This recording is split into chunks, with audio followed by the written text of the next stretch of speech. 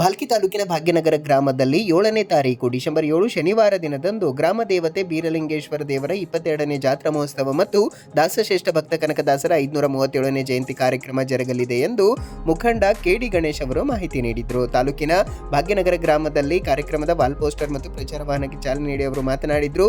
ಗ್ರಾಮಸ್ಥರ ಪ್ರೀತಿ ವಿಶ್ವಾಸ ಮತ್ತು ಸಹಕಾರದೊಂದಿಗೆ ಪ್ರತಿ ವರ್ಷ ಬೀರಲಿಂಗೇಶ್ವರ ದೇವರ ಜಾತ್ರೆ ಮತ್ತು ಕನಕದಾಸರ ಜಯಂತಿ ಅರ್ಥಪೂರ್ಣವಾಗಿ ಆಚರಿಸಿಕೊಂಡು ಬರಲಾಗ್ತಾ ಇದೆ.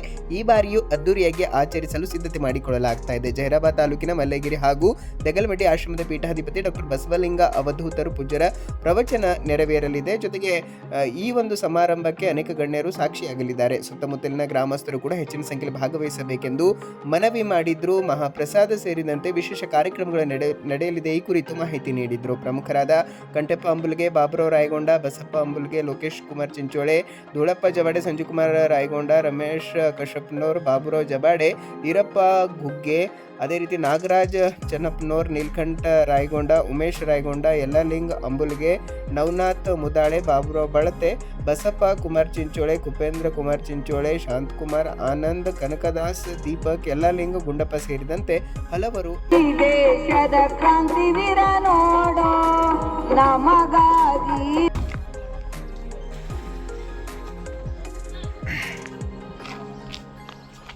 बिरगंडेश्वर महाराज की जय, भक्त कनकदास ಅವರಿಗೆ ಜಯ, ಕ್ರಾಂತಿವೀರ ಸಂಗೊಳ್ಳಿ ರಾಯಣ್ಣವರಿಗೆ ಜಯ, ಡಾಕ್ಟರ್ ಬಸವಲಿಂಗ ಅವಧೂತ್ ಅವರಿಗೆ ಜಯ.